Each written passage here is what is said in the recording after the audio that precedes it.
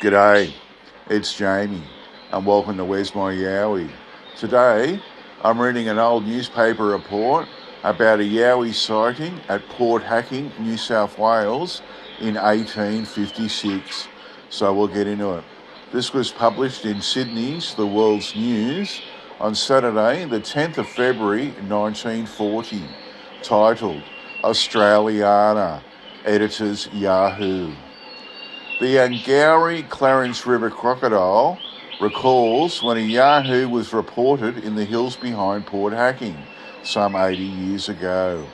A party was gathering shells to make lime when a settler sent his two sons to them with alarming news that they had seen a Yahoo. They described him as a great hairy man, 12 feet high and carrying a 20-foot club. The inventor of this tale was named Goggly and was thought to have been an editor who had been dismissed after a libel action.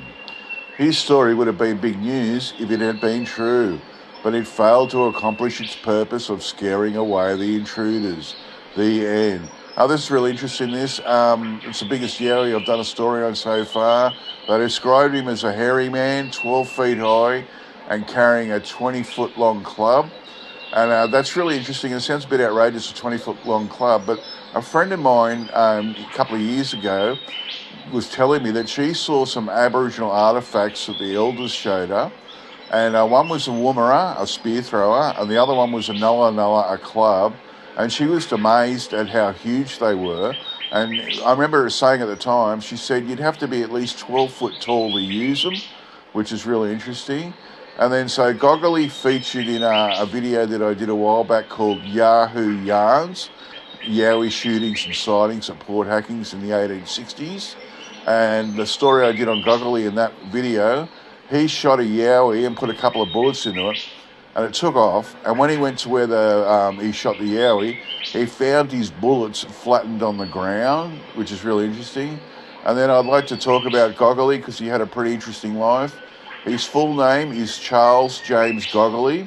He was born in 1799 in England and died in 1885 in Australia.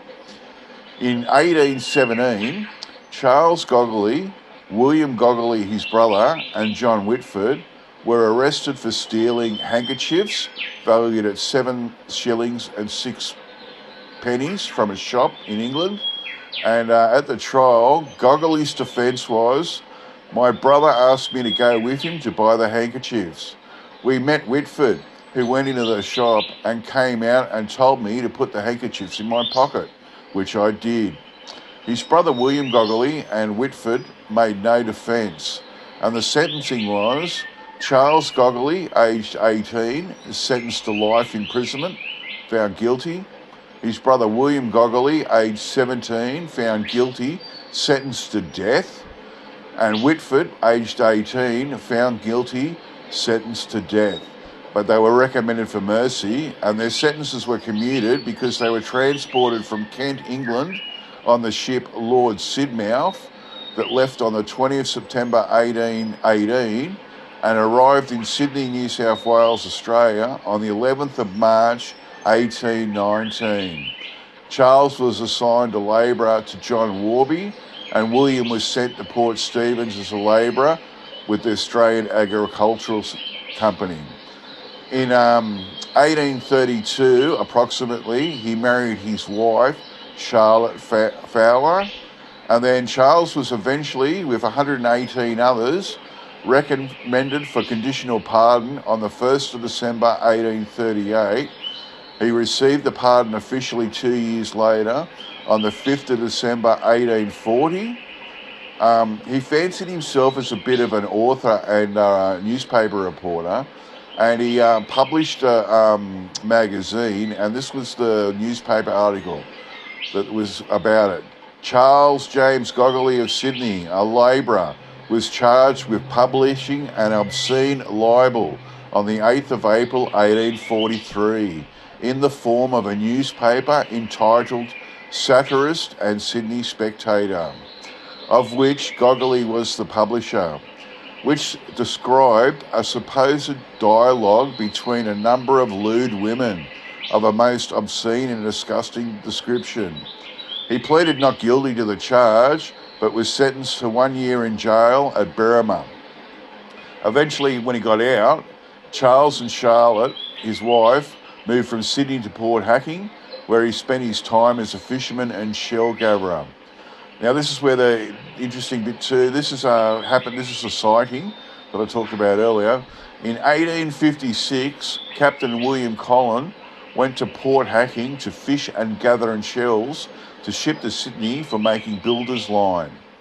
He met Charles Goggly and his family, who he believed to be the only permanent inhabitants of Port Hacking. Charles successfully warded off competition from Collin and his company by frightening them with the story about a dangerous Yahoo or wild man who ran the district. And then later on, with a homemade boat, Charles and his son fished and harvested the seashells of Aboriginal middens. And he'd take the shells up the coast to the lime kilns at Milson's Point, Sydney Harbour, where the shell was burned to produce lime for use in building mortar. And then he eventually died in 1885. He was one of the first settlers in Port Hacking, and I believe the Yowie story because he had one before. Okay, that's it from me. I'll get back to you all next time. Bye.